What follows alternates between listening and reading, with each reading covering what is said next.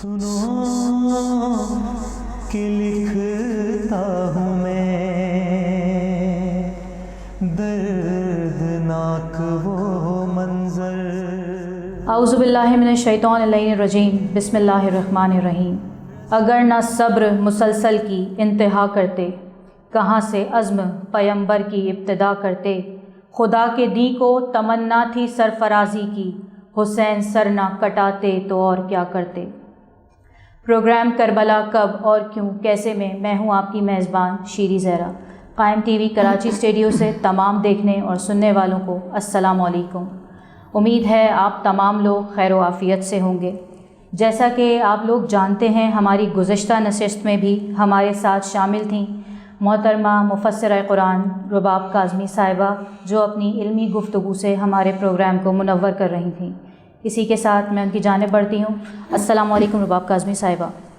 وعلیکم السلام. ہم آپ کو اپنے پروگرام میں خوش آمدید کہتے ہیں. بہت شکریہ، اور قائم ٹی وی کا بھی میں بہت شکر گزار ہوں کہ انہوں نے اتنا خوبصورت پروگرام ترتیب دیا. کربلا کب، کیوں اور کیسے.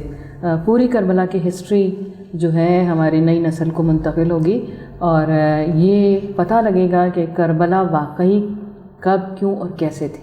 بالکل. میں اسی کے ساتھ اپنے سوالات کا سلسلہ آپ سے شروع کروں گی. اللہ نے اپنے ہر نبی کو کربلا دکھائی، کیا وجہ تھی کہ ہر نبی نے انکار کیا؟ بہت شکریہ. دیکھیے، کربلا پہ کے مقام پر ہر نبی وارد ہوئے، اور وارد ہونے کے بعد سے وہاں کی جو کرب اور بلا تھی اس میں مبتلا بھی ہوئے، یعنی کہ وہ امتحان انہوں نے بھی دیا. بالکل. جب امتحان دیا اس کے بعد سے جب پردے ہٹ گئے ہیں، ٹھیک ہے، جو غیب کے پردے تھے وہ ہٹ گئے، ہر کے سامنے سے ہٹے، اور سب نے امام حسین علیہ السلام کے واقعے کا نظارہ کیا. اور پروردگار عالم نے اس نظارے کے بعد سے ان سے پوچھا کہ کیا تم یہ عمل انجام دے سکو گے، یہ قربانی تم ادا کر سکو گے، یہ میری مقرب ہونے کے لیے. مقرب امام حسین صلی اللہ علیہ السلام سے زیادہ کوئی مقرب نہیں ہے. بے شک. تو ایسے مقرب ہونے کے لیے، یعنی کہ اتنا بڑا چانس دیا ہے نبیوں کو کہ تم اس مطلب جتنے تم ہو خلیل ہو تو تم حبیب ہو جاؤ گے. تو اب جب خلیل حبیب ہونے کی درجات بلند ہو جائیں گے، جیسے کہ خود حضرت ابراہیم علیہ السلام کی زندگی میں نظر آ رہا ہے کہ اللہ نے انہیں رسول بنایا، پھر نبی بنایا، پھر اپنا جو ہے خلیل بنایا، اور پھر انہیں امام بنایا. دیکھیں 4 درجے حضرت ابراہیم علیہ السلام کو پروردگار عالم نے عطا فرمائے. لیکن کیا ہے کہ جب کربلا میں وارد ہوتے ہیں اور مقام تمام معاملات دیکھتے ہیں، امام حسین علیہ السلام کی قربانی دیکھتے ہیں، اور جب اللہ تعالیٰ انہیں اپنا مقرب حبیب کی پیشکش فرماتا ہے تو وہ انکار کر دیتے ہیں. کیونکہ دیکھیے یہ حوصلہ چاہیے اس کے لیے، اور نبیوں نے اپنے حوصلے پہ، یعنی کہ وہاں پر ہی انہوں نے وسیلہ بیان کر دیا کہ ہمیں امام حسین علیہ السلام کے وسیلے سے اس جو ہے امتحان سے جو ہے کامیابی سے نکال.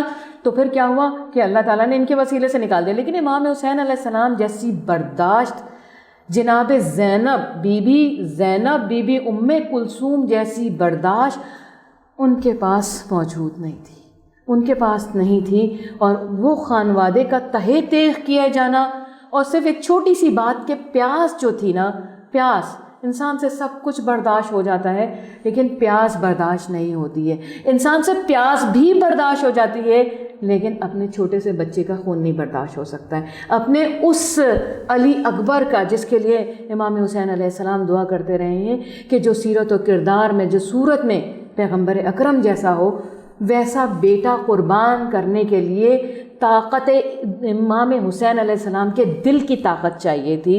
وہ نبیوں کے پاس نہیں تھی. وہ وارث انبیاء ہیں، وہ تمام انبیاؤں کی بقا کی ضمانت ہے امام حسین علیہ السلام.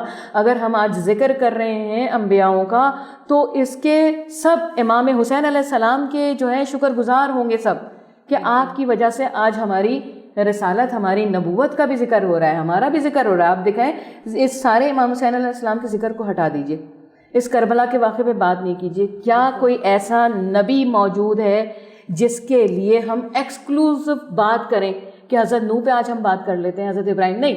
ہر نبی کے جو وارث ہونے کی بات ہے کہ ہم زیارت وارثہ میں بھی پڑھتے ہیں کہ حضرت آدم کی تمام جو صفت اللہ ہیں ان کے وارث امام حسین علیہ السلام ہے. حضرت عیسیٰ کے وارث امام حسین تو سب کے وارث تھے وہ، لیکن دل کی جو قوت تھی نا، جو پروردگار عالم کے مقرب ہونے کے لیے چاہیے تھی، وہ ان انبیاؤں میں، ان نبیوں میں موجود نہیں تھی۔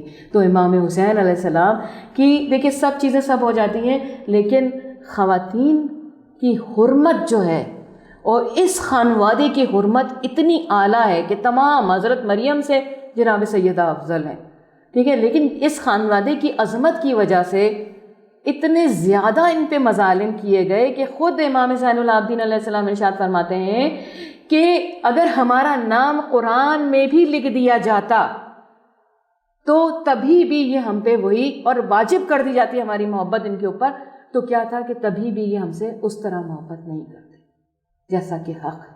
تو اندازہ لگائیے کہ غیر اتنے زیادہ، باطل اتنے زیادہ جو ہے وہ نفرت کا اظہار نعوذ باللہ ان سے کیا کرتے تھے۔ بہت شکریہ رباب کاظمی صاحبہ۔ ہم اب بڑھتے ہیں اپنے اگلے سوال کی جانب۔ کیا کربلا کے پیچھے کوئی سیاسی عوامل بھی شامل تھے؟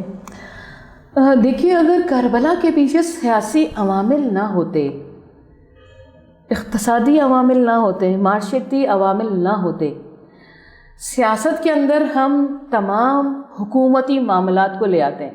آج ہم سیاست کی بات کرتے ہیں تو حکومت ہمارے ذہن میں آ جاتی ہے کہ سیاست اور حکومت کا تعلق ہے۔ تو سیاسی عوامل تو اماموں کے نہیں تھے، کیونکہ مولا علی ہمیشہ نگیٹ کرتے رہے سیاست کو کہ سیاست اچھی چیز نہیں ہے، اگر سیاست بہترین چیز ہوتی تو علی سے بڑا کوئی سیاستدان نہ ہوتا۔ بے شک، ٹھیک ہے نا۔ تو دیکھیے کہ اس کا مطلب ہے کہ سیاست منافقت کا دوسرا نام ہے۔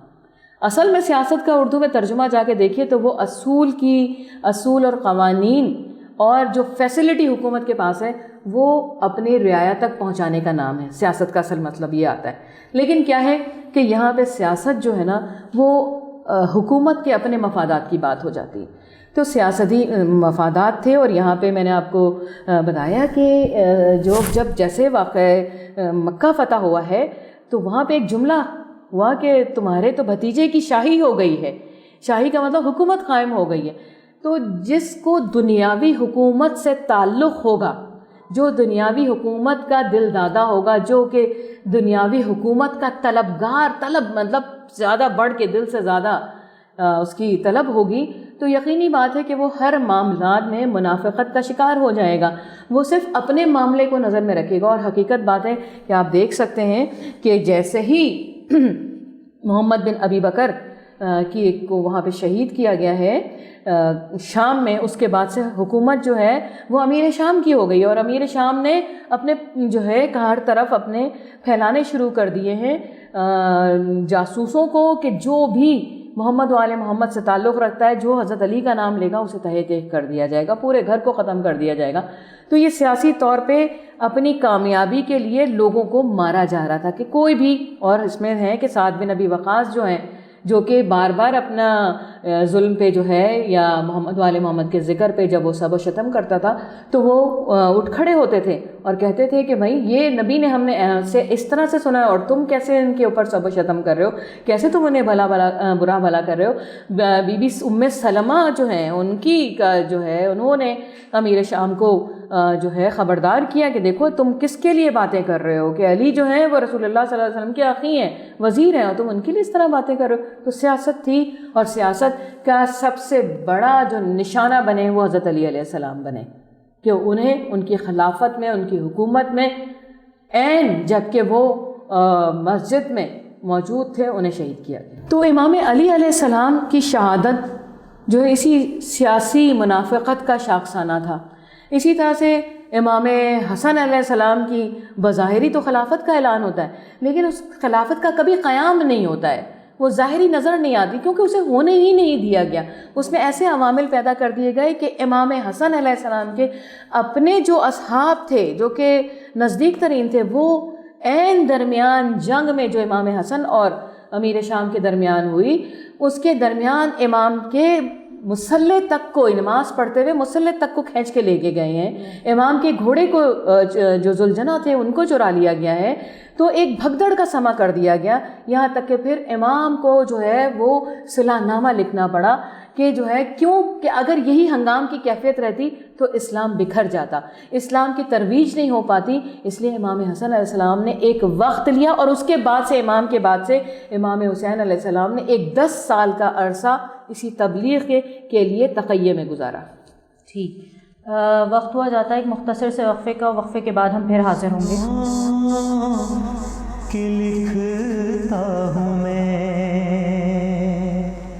دردناک وہ منظر، سنو کہ لکھتا ہوں میں دردناک وہ منظر۔ وقفے کے بعد ہم پھر حاضر ہیں اور اپنی گفتگو کا سلسلہ رباب کاظمی صاحبہ کے ساتھ وہیں سے شروع کریں گے اور اپنا سوال ہم ان سے پوچھیں گے، بنو امیہ اور بنو ہاشم کا اختلاف کس بات پہ تھا؟ بنو ہاشم بیسیکلی پہلے مکہ میں نہیں رہتے تھے، مکہ میں یہ آئے تھے جب مکہ میں قحط ہوئی، اور ہاشم ان کا لقب پڑا، اصل میں ان کا نام جو تھا وہ عمرو تھا، اور جب انہوں نے مکے میں قحط دیکھا اور قحط کے درمیان وہ آئے تو انہوں نے اپنے 400 اونٹوں کو ذبح کیا اور اس کے بعد سے لوگوں کو مفت کھانا کھلایا۔ اس قحط کے دور میں اونٹوں کو ذبح کر کے اور ان کا جو ہے ٹکڑے ٹکڑے کر کے جو ہے وہ روٹی کے اوپر رکھ کے وہ گوشت انہوں نے پورے مکہ میں کھلایا، اور کھلانے کے بعد سے جو ہے کیا ہوا کہ اللہ تعالیٰ نے ان کے رزق میں اور برکت دی، انہیں یمن سے تحفے آئے، اور کیونکہ یہ ایک بہت ایسا خاندان تھا جو کہ بڑا اعلیٰ خاندان سمجھا جاتا تھا، اور نجابت میں اور شجرہ طیبہ کی وجہ سے اس کی بہت دور دور تک بادشاہوں تک رسائی تھی۔ تو وہ کیا ہے کہ حضرت ہاشم نے ان کا لقب پھر نام تبدیل ہو کے ان کا لقب سے ان کے پکارا جانے لگا ہاشم، یعنی کہ ٹکڑے ٹکڑے گوشت کے ٹکڑے ٹکڑے کر کے کھلانے والا۔ تو حضرت ہاشم اس طرح سے جو ہے ان کی حکومت، ان کا کہا جائے حکومت کہہ رہے ہیں کہ کلید برداری انہیں خانہ کعبہ کی مل گئی۔ پھر حضرت عبد المطلب پیدا ہوئے ہیں تو ان کے ساتھ ان کے بھائی جو ہیں عبد الشمس ہوئے، جن کے لیے کہا جاتا ہے کہ حضرت عبد المطلب کا جو پاؤں تھا وہ ان کے ماتھے سے جڑا ہوا تھا، اور لوگوں نے جب ان کو علیحدہ کیا ہے تو ان کے درمیان تلوار سے علیحدہ کیا گیا انہیں، یعنی کہ کاٹنے کے لیے خنجر یا تلوار استعمال کیا گیا، جو کتابوں میں لکھا ہے۔ تو کہا گیا کہ اب ان کے درمیان ہمیشہ تلوار رہے گی، جبکہ یہ عجیب بات ملتی ہے کہ جناب زینب سلام اللہ علیہا اپنے خطبے میں کہتی ہیں کہ اے ہمارے غلام کی اولاد، اے ہمارے غلاموں کی اولاد، کہتی ہیں یزید کو۔ جب اس پہ تحقیق ہوئی تو پتہ لگا کہ عبد الشمس جو تھے ان کی کوئی اولاد نہیں تھی، انہوں نے ہر کوئی غلام کو اپنا متبنہ بیٹا بنا لیا تھا، اور عرب کا یہ دستور تھا کہ عرب جو ہے اگر کسی کو اڈاپٹ کرتے تھے تو وہ ہمیں ان کی جائیداد کا یعنی کہ وارث ہو جاتا تھا، ڈکلیئر ہوتا تھا۔ تو حرب جو تھا، حرب کے ہاں امیہ پیدا ہوا، اور امیہ سے بنو امیہ چلے، تو یہاں بنو ہاشم رہے، یہاں پہ بنو امیہ، تو یہ اصل میں غلاموں کی اولاد۔ حرب جو تھا وہ عبد الشمس کا غلام تھا، اور غلام سے یہ بنو امیہ، اور بنو امیہ جو ہے یہ ایک پورا قبیلہ فارم ہو گیا۔ ان کی ہمیشہ سے اس بات پہ، کیونکہ یہ پروردگار عالم کے بھی مقرب تھے، اور جو لوگ تھے وہ بھی بنو ہاشم سے بہت محبت کرتے تھے، ان کی عظمتوں کو، اور پھر کلید برداری ان کے پاس خانہ کعبہ کی تھی، یعنی کہ چابی ان کے پاس تھی، تو اس سے بھی وہ جلتے تھے۔ تو ان کی ہمیشہ سے جب خلش رہی ہے ان کی، کیونکہ امیہ ہمیشہ سے جو ہے اپنے غلام ہونے کے کمپلیکس کو، ٹھیک ہے، ان کے مالک ہونے کی وجہ سے فیل کرتے رہے، اور ہمیشہ ظاہر ہے جو جلتا ہے تو پھر اس کا کہیں نہ کہیں پہ اس کا بغض نظر آتا ہے۔ تو یہی کچھ نبی صلی اللہ علیہ وسلم کی زندگی میں ہوا کہ بار بار جنگیں ہوتی رہیں، بنو امیہ کی طرف سے جنگیں ہوتی رہیں، اور پھر حضرت علی کے دور میں امیر شام، اور پھر امام حسن کے دور میں امیر شام، اور امام حسین علیہ السلام کے دور میں یزید جو تھا وہ امام حسین علیہ السلام سے، یعنی کہ اس کا باپ وصیت کر کے بھی جا رہا ہے کہ دیکھو سب سے تم لے لینا، اس کے ٹکڑے کر دینا، اس کے ٹکڑے کر دینا، اسے مار دینا، سب نصیحتیں کر رہا ہے، لیکن یہاں پہ آگے کہتے ہیں دیکھو ہمارا ان کے اوپر اثر ہے۔ ٹھیک ہے، ہمارا ان سے تعلق ہے، وہ ہمارے رشتہ دار ہیں. لکھ رہا ہے وہ کہ دیکھو امام حسین کے معاملے میں کہ تم جو ہے امام حسین علیہ السلام سے قیام نہ کرنا، ان کے ٹکڑے ٹکڑے نہ کرنا، ان سے جو ہے مصالحت کر لینا. یعنی کہ وہ اپنی پچھلی جو امام حسن علیہ السلام سے مصالحت کی گئی تھی اس کی مثال یہاں پہ دے کے کہتا ہے کہ دیکھو تم ان سے مصالحت کر لینا، کنار کشی کا اختیار کر لینا، ان کو تکلیف نہیں دینا. لیکن اس نے اپنے والد کے وصیت کے خلاف کیا اور سب سے پہلے امام حسین علیہ السلام سے بیعت طلب کی. اور امام حسین علیہ السلام کا وہ جملہ کہ مجھ جیسا اس جیسے کی بیعت کرے گا. تو یہ بنو امیہ کا بغض ہمیشہ سے موجود تھا، اور نبی صلی اللہ علیہ وسلم کی زندگی میں جتنی جنگیں لڑی گئی ہیں مکے کی طرف سے، اس سب کا سربراہ جو تھا وہ وہاں کا سردار اور بہت سارے سردار مل کے یہی بنو امیہ کا خاندان تھا جو بار بار خروج کرتا تھا، بار بار جو ہے نبی صلی اللہ علیہ وسلم پہ جنگ جو ہے وہ طاری کرتا تھا. اسی طرح سے سب کچھ ہونے کے بعد سے، مکہ فتح ہونے کے بعد سے دل سے نبی کی نبوت پہ یقین نہیں لایا تھا. نبی سے اس طرح سے اس کی محبت تھی ہی نہیں. بس وہ یہ سمجھتا تھا کہ نبی صلی اللہ علیہ وسلم جو ہے حکومت کے لیے ہیں. حکومت، اصل مادی معاملات جو دنیا کے ہوتے ہیں نا، وہ انسان کے ایمان کو کبھی افروز ہونے نہیں دیتے. کبھی وہ ایمان کو جو ہے اس کی معراج تک لے ہی نہیں جاتے ہیں. تو اس نے بھی انہی آنکھوں سے، یعنی کہ دل کی آنکھوں سے نہیں اس نے پہچانا، بس نظروں کی آنکھوں سے. اور کہ اب تو ظاہری بات ہے مکے پہ نبی صلی اللہ علیہ وسلم کی حکومت ہے، نبی صلی اللہ علیہ وسلم کا اختیار ہے، نبی صلی اللہ علیہ وسلم نے اسلام کو رائج کر دیا ہے، تو اس کا اختیار تو ختم ہو چکا تھا. اب جب اس کا اختیار ختم ہو جائے تو بغض اور بڑھ گیا. یہ کہ اسی خاندان کے اندر ہمیں ہندہ جگر خار بھی ملتی ہے کہ بغض کی انتہا نظر آتی ہے کہ حضرت حمزہ کا کلیجہ نکال کے چبانے کی کوشش کی گئی ہے. تو یہ جو ہے ہمیشہ سے بغض ان کا درمیان رہا، کیونکہ وہ غلاموں کی اولاد تھے اور یہ سرداروں کی اولاد. اور جو سردار ہوتا ہے تو ظاہری بات ہے کہ سردار کی بخشش عنایتیں بہترین ہوتی ہیں.